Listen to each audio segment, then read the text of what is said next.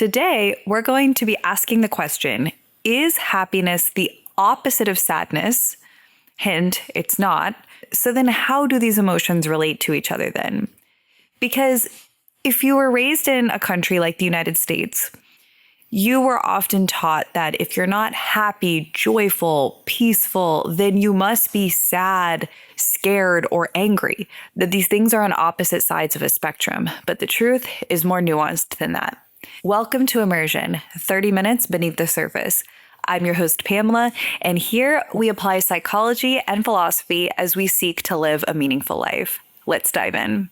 So first, let's ask the question, what are emotions and why do we have them? Emotions are defined as a complex reaction pattern involving experiential, behavioral, and physiological elements by which an individual attempts to deal with a personally significant matter or event, as defined by the American Psychological Association. Now, it's important to realize that emotions are different from feelings and moods. Emotions are more immediate, unconscious, and often there's certain very core ones that come up very quickly and viscerally. So for instance, disgust. I was reading a research paper that I will link down below along with all the other resources, and they brought up an example of taking a bite of a sandwich and finding out that there is a bug in it. You would immediately feel disgust. You don't have to think, am I disgusted? Nope, it's very quick. And it's accompanied by bodily sensations. And then you might start to very quickly after have cognitions and feelings. Maybe you then have a feeling of frustration. Oh, why did I spend this money on this sandwich? There was a freaking bug in it. And this brings up the point that there are secondary emotions. For instance, jealousy is a secondary emotion. First, there might be anger or fear. Fear, for instance, that you might lose that person, and then jealousy right after. And lastly, a mood is a bit different. I was reading an article from a university, and they said that moods are a little bit harder to put your finger on. You don't really know why you have them. And I think that can definitely be the case. For instance, if someone is having hormonal shifts or something, and then they're in a certain mood, it's not always for a very specific cause, but it can be. And often I notice that when I'm in a certain mood, it's usually because I've had many things happen that put me in a certain state, and they start to pile up. Maybe it's lack of sleep, maybe something someone said to me earlier that's still on my mind, maybe stress at work, and then I'll have a more persistent mood. But this is just to lay the foundation. The other foundational thing to know is why we have emotions. I found it really interesting to learn over the last year or two that every emotion has a reason and a purpose. And it sounds kind of obvious when we hear that, but I think growing up, being pretty out of touch with my emotions, they almost felt more like a nuisance and less like a helpful tool. For example, if you are experiencing boredom, this will prompt you to go do something. When our ancestors were feeling bored, they would get inventive, get curious, and work harder instead of just sitting around because they were bored. So it was evolutionarily beneficial. And emotions are evolutionarily beneficial. When we bit into that sandwich, well, hopefully this didn't happen to you, but we had the bug there in that example. Bleh, we didn't want to eat it. That's going to prevent us from catching a disease. Jealousy, even if it's a secondary emotion, that is going to protect what we believe to be ours. But this brings up that we don't always have to act on our emotions, something that we're going to get to later in the action step portion of this episode. But first, I would like to cover why happiness is not the opposite of sadness. This is a follow-up to an episode that we did mid-April, which was on different cultural views on happiness. We talked about how in some cultures, there is room to experience many emotions at once compared to cultures like the United States, where often we think we're either happy or we're sad. Great research by Professor Jian Tsai and Tamara Sims found that European American students were more likely to pursue pleasant emotions, whereas Chinese students actually wanted both positive and negative emotions, probably because they understood how inherently linked they are. For instance, if they got a good grade on a test, they would not purely feel positive emotion. And this makes me wonder if in cultures such as the European Americans that were referenced, if actually we sort of suppress the negative emotions. I didn't see this in this paper, but with all good, there is some bad. And with all bad events, there are some good. For example, if someone was giving around the clock care to a loved one for years, there might be some relief when that loved one passes. Relief that they're no longer suffering, but also relief that they might get some aspects of their life back. We don't want to acknowledge that there are many things we experience. Of course, there's immense amounts of guilt and grief at the same time. But to go back to the other example, maybe you do well in your test, but you know you didn't actually give it your best. You didn't actually study as much as you should. You got lucky. Or maybe your friend didn't do as well. And maybe in that more collectivist culture, that really matters to you. So I think that it's often about seeing the nuance in the situations.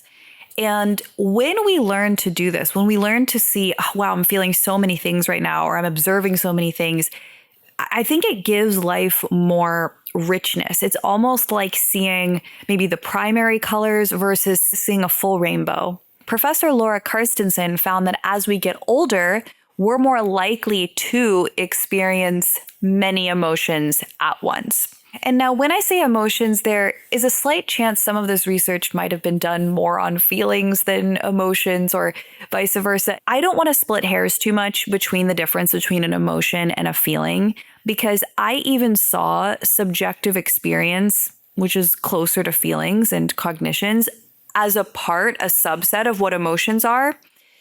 So in that way, I don't really think they're as different as they sound, but the way I think about it, the most consistent thing I saw in the research is that emotions are more physical and they happen quicker, and feelings have a bit more of our thoughts attached and they happen a bit later.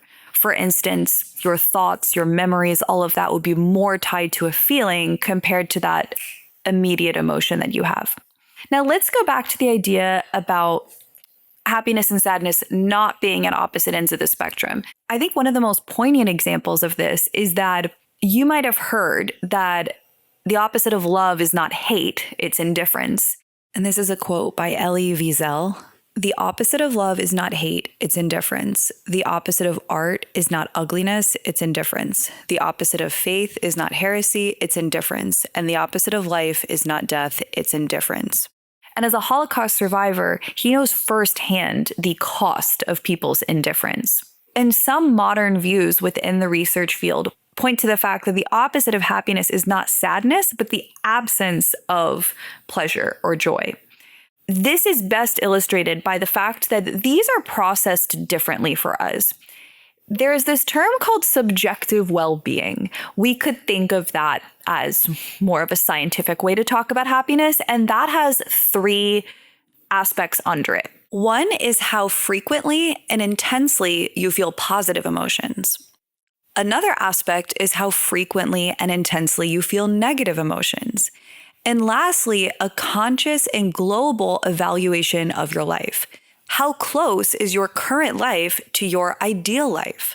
Part of the reason that these aspects of subjective well-being are very helpful is because by viewing positive and negative emotions as separate knobs that can be turned up or down rather than ends of a continuum, it helps us see the complexity of emotions and how we can feel many at one time, like we've talked about.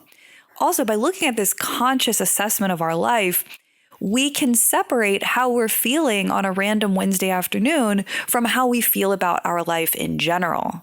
And then lastly, within the idea of these being two separate knobs, this is connected to neurobiology. So every few years, I feel like we look back on neurobiology and say that, oh, turns out we were oversimplifying.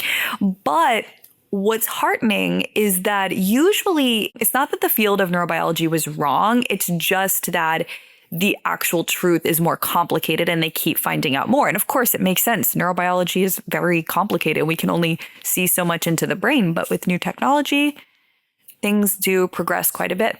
And so instead of thinking of the amygdala as where like all the negative emotions take place and prefrontal cortex having to do with more positive emotions, generally, I would just think of it as these are happening through different systems, different processes.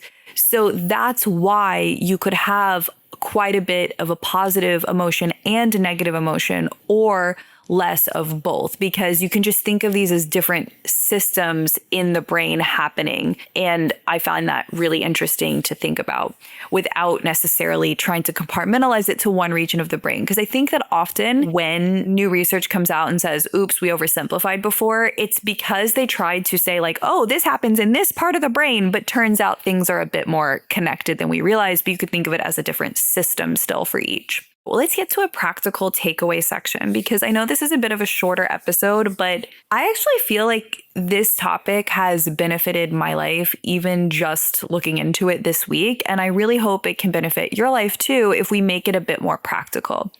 So the first thing you can do is look into DBT, or dialectical behavioral therapy. This in part was developed for people with borderline, but I actually think a lot of that diagnosis has to do with trauma, and a lot of people have experienced trauma. So it really can benefit everyone. Everyone can fall prey to black and white thinking at different times. And one big part of DBT is trying to get away from this black and white thinking, which is that idea of I'm sad, therefore I can't be doing okay. And it's not even just I'm sad, I can't be happy.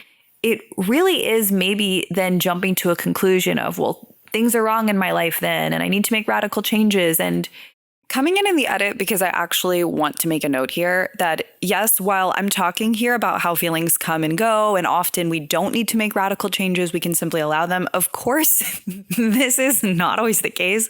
I guess I assumed this was clear, but just in case it's not, that sometimes emotions are telling us that we need to make a change. Again, like we talked about in the beginning, they're evolutionarily beneficial because they signal often that we need to make a change, like we talked about with that sandwich that you shouldn't eat. And sometimes it means bigger changes in your life than that. Maybe you're in the wrong relationship, or there's an area at work where you need to be more assertive, or your needs are not going to be met. But here, and for a lot of the duration of this episode, we're going to talk about feeling and allowing emotions and not feeling as though they will overtake us. So let's just move on with that understanding in mind. Feelings come and go. Moods come and go. For the most part, if they're not, please talk to a healthcare provider, psychiatrist, therapist. But this brings us to another step of going into the emotion, or better yet, really thinking of it as a wave that will pass over you, pass through you. One of my friends was really struggling, and I had already been through therapy and she hadn't at the time. And we were talking about a breakup, and I just said, you are strong enough to be in this and to be with what you are feeling. Like, it will not overtake you.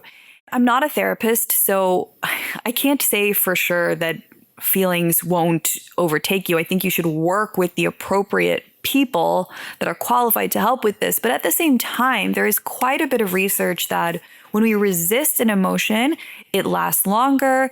I have heard from my therapist, when we push an emotion down, it usually comes up in other ways. I know for me, that used to be things like massive amounts of stress I'd store in my body and have physical symptoms, binge eating, not being able to relate to other people well because I was so in my head.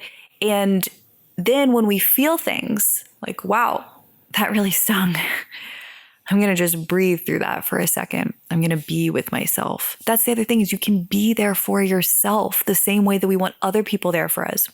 Another evolutionary beneficial reason for emotions, I think, is so other people can be there for us. We often don't necessarily display them on our face on purpose, but when you're sad and you're feeling sad, you're more likely to reach out to others. They're more likely to be there for you too. And it's not about putting on a show or trying to get sympathy, but it's about being real and being with your emotions. So many of us suppress them and don't step into them because we're afraid, not realizing that our life is actually a lot better, a lot more of a full life, a lot more of a real, authentic life with better things on the other side of it once we learn to integrate these emotions.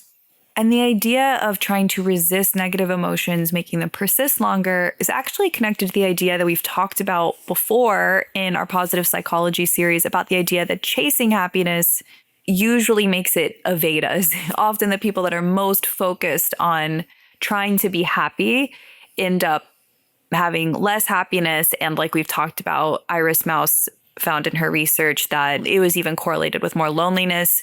But there's a quote I liked from a Harvard article, and I'm going to read it here. I'll link everything down below too. There's other resources I'll link for you. In other words, we're not happy when we're chasing happiness. We're happiest when we're not thinking about it, when we're enjoying the present moment because we're lost in a meaningful project, working towards a higher goal, or helping someone who needs us. And I love this, of course, as the host of Immersion.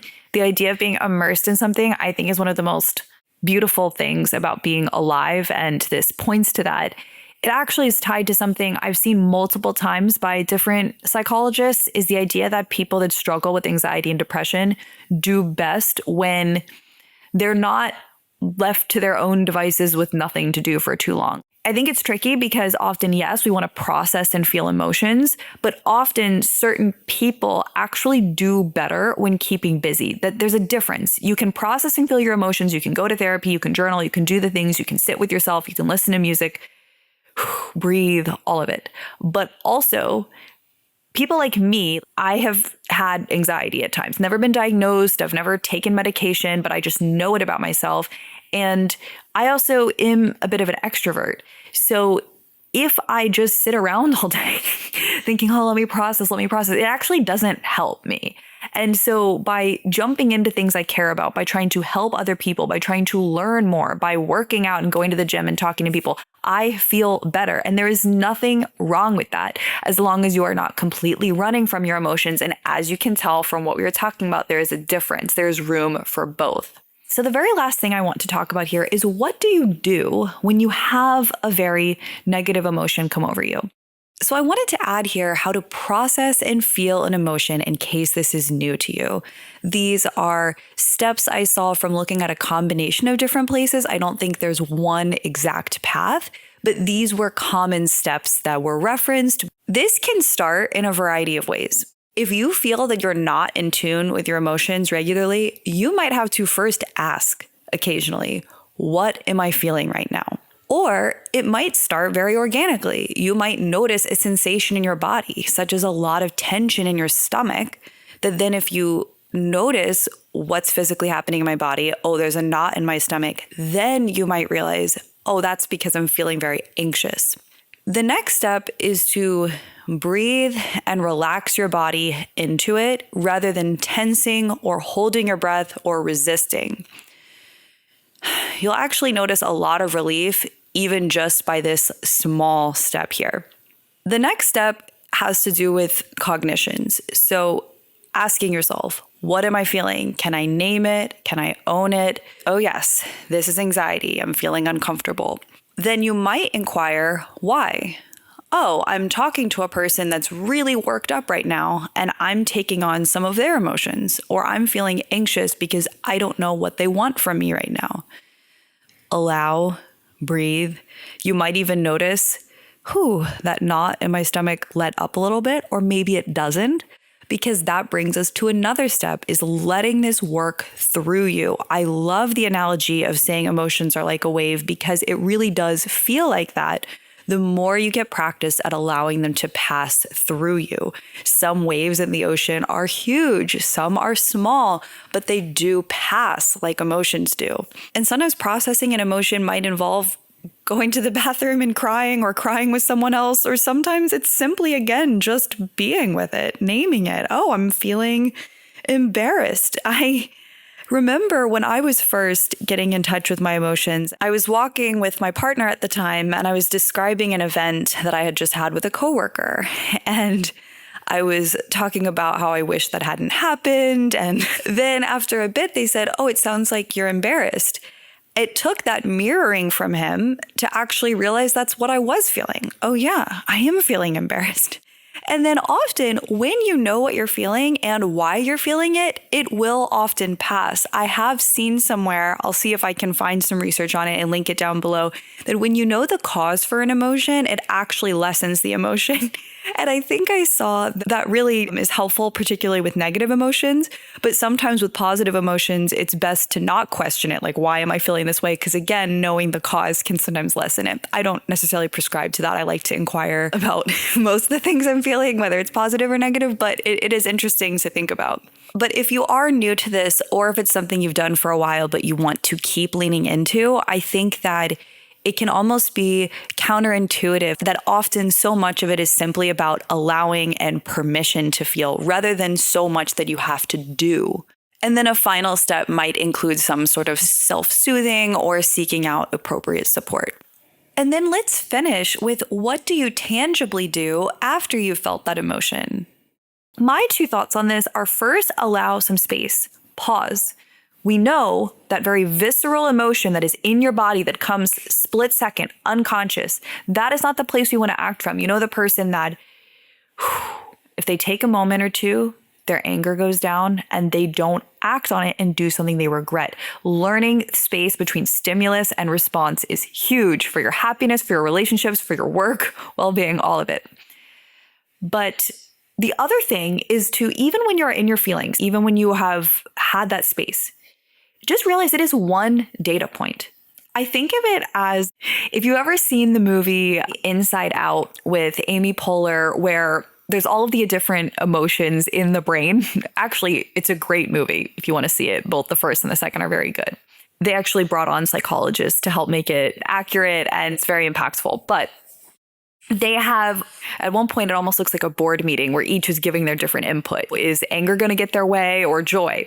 And how I sort of think of it, if we want to take that analogy and run with it, you could think of a different board meeting where you have your thinking part, you have what the situation is calling for, you have your feelings, and you could think of your feelings as being like a VP of one data point, but they don't get the full vote for exactly what you're going to do. You can feel something and choose to act differently. And I don't just mean in that moment, I mean in the long run. You can realize, yep, I really like that person, but I don't think they would be right for me, so I'm not going to act on it. And of course, we can do this in many areas of life.